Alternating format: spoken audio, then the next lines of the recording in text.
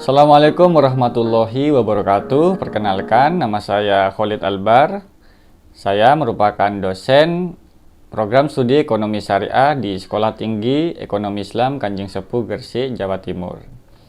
Saya merupakan salah satu peserta PKDP PTP UIN Sunan Kalijaga Yogyakarta dengan dosen pembimbing Bapak Adi Setiawan. Spesialisasi saya adalah mengajar mata kuliah di bidang ekonomi syariah dengan konsentrasi kewirausahaan dan bisnis syariah. Pada kesempatan kali ini, saya akan menjelaskan tentang teknik pengajaran yang saya gunakan, yaitu metode DIA atau Delivery Interaction Assessment. Kewirausahaan dan bisnis syariah merupakan mata kuliah wajib di program studi ekonomi syariah Sekolah Tinggi Ekonomi Islam Kanjeng Sepuh Gresik dengan bobot 2 SKS. Sebelum saya menjelaskan lebih lanjut mengenai teknik pengajaran saya, maka terlebih dahulu saya akan menjelaskan tentang deskripsi singkat, luaran yang diharapkan, dan mode pembelajaran pada mata kuliah kewirausahaan dan bisnis syariah. Mata kuliah kewirausahaan dan bisnis syariah ini akan membahas tentang bagaimana praktek berwirausaha, bagaimana berbisnis secara syariah, dan bagaimana membentuk pola pikir dalam memahami etika dalam berbisnis, serta dapat merancang dan membuat bisnis plan.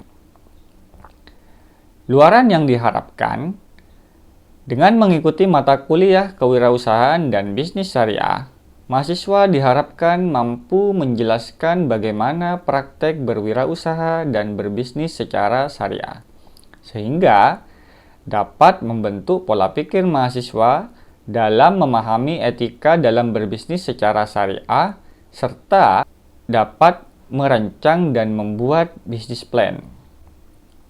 Untuk mencapai kemampuan tersebut, mahasiswa akan diberikan topik-topik yang dibahas dalam 16 kali pertemuan. Berikut adalah topik-topik utama yang akan dibahas dalam mata kuliah kewirausahaan dan bisnis syariah. Yang pertama, karakteristik wirausahawan. Yang kedua, atribut and enterprise. Yang ketiga, studi kelayakan usaha. Yang keempat, menangkap peluang usaha secara kreatif dan inovatif. Yang kelima, konsep badan hukum dan bisnis. Yang keenam, ada sumber daya insani. Yang ketujuh, konsep pemasaran dalam Islam. Yang kedelapan, tanggung jawab sosial dalam bisnis syariah. Kemudian yang kesembilan, ada pasar global. Dan yang terakhir adalah bisnis plan. Sumber belajar sebagai acuan utama yang wajib digunakan diantaranya yang pertama adalah buku pengantar bisnis syariah dan kewirausahaan. Buku pendukungnya yaitu metodologi penelitian bisnis. Setelah kita mengetahui gambaran singkat mata kuliah kewirausahaan dan bisnis syariah yang saya ampu, selanjutnya saya akan menjelaskan tentang teknik pengajaran saya dengan menggunakan metode DIA.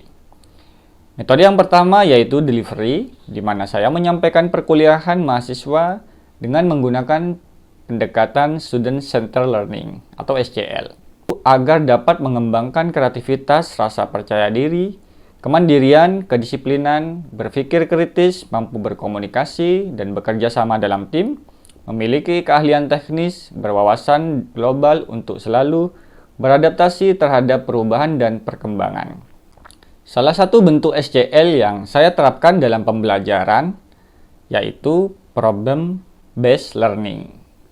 Kemudian teknik yang kedua adalah interaction, yaitu bagaimana saya berinteraksi dengan mahasiswa dalam perkuliahan, yang mana saya menggunakan beberapa saluran komunikasi seperti Zoom Meeting, Google Classroom, video pembelajaran, dan lain sebagainya.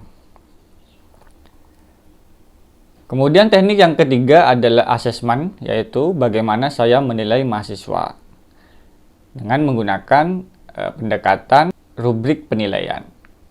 Demikian yang dapat saya sampaikan, kurang lebihnya saya mohon maaf. Assalamualaikum warahmatullahi wabarakatuh.